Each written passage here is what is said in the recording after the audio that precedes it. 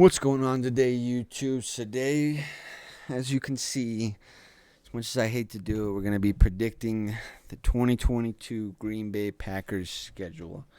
I'm going to do better than I did last time, so I'm going to actually write down who I have winning or who's winning what games. I'm going to write it down so I don't have to count it each time again. Just overlooking the Packers offense, obviously you lose Devontae Adams, which is a huge loss, bigger than I think anyone is actually expecting it because it's Aaron Rodgers. Aaron Rodgers made talentless look talented, stuff like that. I think this offense is honestly this year going to run a lot through Aaron Jones and AJ Dillon. Obviously, Aaron Rodgers is going to pull Aaron Rodgers esque plays out of his rear end, but you can't always pray and hope that Aaron Rodgers is going to save you. You got to have more talent on the offensive side of the ball. Obviously, Big Bob Tunyon is still there. The offensive line is pretty good with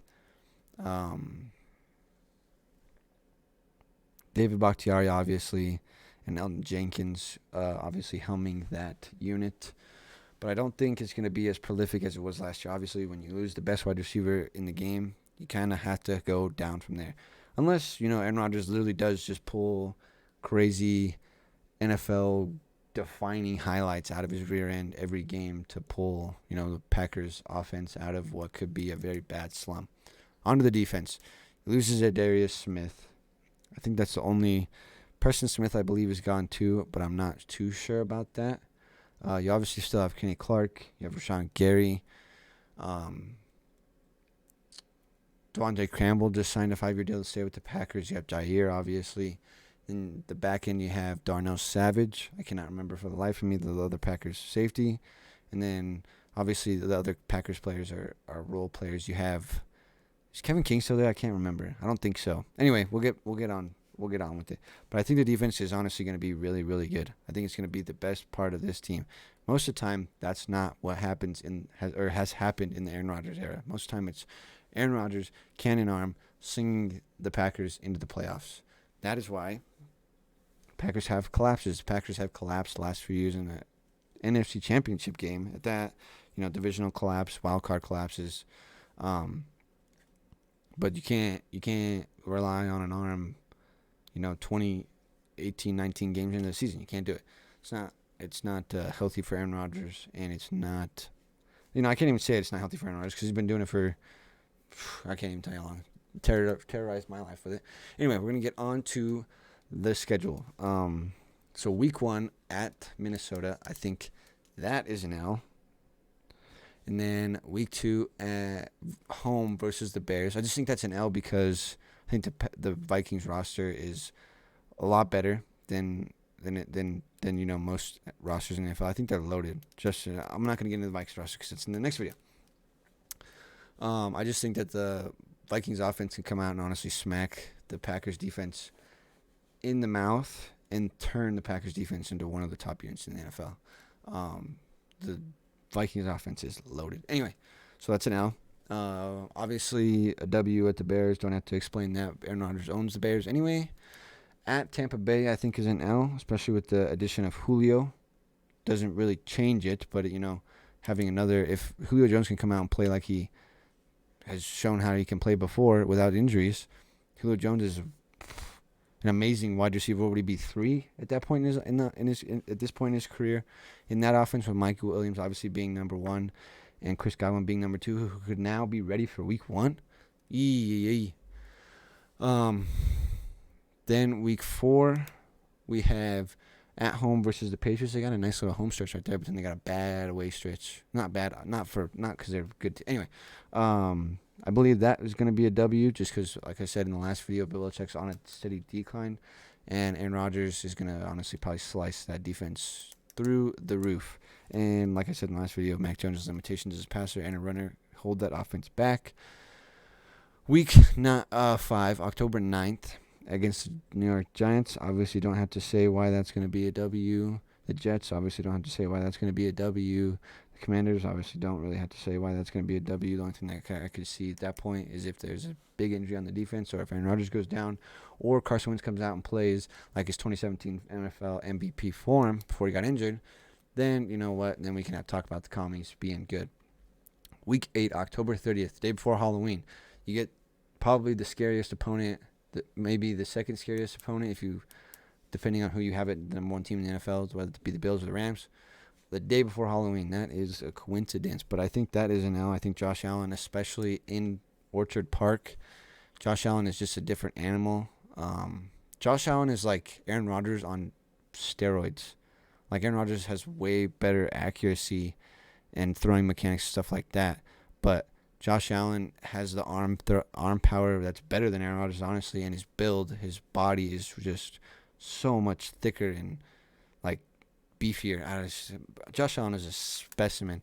And then obviously I have that game in Detroit on week 9, if you watched the last video, as an L, because in Detroit most of the time the Lions will beat or put up a good fight against the Packers in week. Or wait, did I have the Lions losing that? No, I had the Lions picking up one game against Packers, and it obviously wasn't the week 18 game in Lambeau. So then week 10 versus the Dallas Cowboys. I got to remember who this is for, so this is for Green Bay. So week 10 versus Dallas Cowboys, I think is going to be a W. I don't think Dak Prescott's the guy everybody wants him to be. Don't think Zeke is that good. CeeDee Lamb is a good wide receiver, one I think he can be, but the Cowboys and Dak Prescott are really going to miss Amari Cooper, in my opinion. I think Amari Cooper was the best player on that offense last year. As much as Jerry Jones wants to slander his name because he made a bad deal and a bad contract and a bad trade, honestly, for him, I think that's why that Jerry Jones has to say what he has to say. I do believe that it's a win against the Titans. I don't believe in Ryan Tannehill as much as I love Derrick Henry. You also just lost your wide receiver 1 to a trade to the Philadelphia Eagles this offseason and replaced him with Robert Woods, who is injury-prone at this point in his career, and a rookie who, not to say anything bad about him because, I have asthma, my mom had asthma and stuff like that, but who has asthma and hasn't been there every day of training camp or hasn't been able to stay through training camp and rookie mini camp because of that. So you got to see, what he can do in NFL games. If you're gonna have to limit his snap count, you didn't have to limit AJ Brown's snap count. Okay, now we are at week 12 at Philadelphia. I think it's gonna be a win. I think at that point the Jalen Hurts era has a very good shot of being over. Week 12 of year 3 or 4, I think just has a very good shot of being over. I think Jalen Hurts could show his true colors by that point. Week 13 obviously is going to be a W against the Bears. Bye week, you go in, get healthy, come out, play the Rams. I think it's going to be an L no matter what. You have a week to prepare for them, but at the same time, it's the Rams. Matt Stafford is going to ice you up. And it's at Lambeau. That still doesn't change my mind. Week 16 at Miami, I think it's going to be a W. I think at that point, I honestly really do think that at that point, Tua time in Miami could be completely over. I think that could be the end of it. And then at home versus the Vikings, I think is going to be a W. And then week 18 versus the Lions, I think is going to be a W. I think that Vikings game I just skipped over for some reason. I think Lambeau is going to play a big part in that on January 1st, that late in winter. So then we got 1, 2, 3, 4, 5 losses. That puts the Green Bay Packers at 12-5 on the season. I don't think that is a very far or outlandish dream. I think that could be very well. And let me see. Are there any, real big question marks to L's? So they got an L week 1. I think that's what's going to do it. Tom Brady, obviously, in week 3. And then what week is that? So 1, 2, 3, 4, 5, 6, 7, 8, 9, 10, 11, 12, 13, 14, 15, 16, 17. So, and then obviously I didn't put the bye week because I'm an idiot, because it changes it for all teams.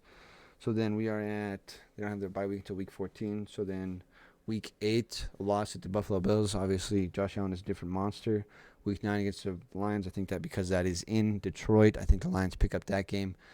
I think if Aaron Rodgers has a bad game, the Lions could easily take that one. So those are the only L's I have for the Packers this season. I do think they're going to win the division. Unfortunately, I don't think the Vikings have put together the roster to beat Aaron Rodgers yet. I think it's just simply Aaron Rodgers. I mean, Aaron Rodgers. I could have literally just said only those 2 words this entire video, and everybody would understand the record I gave him at 12-5. So I think that's gonna be it.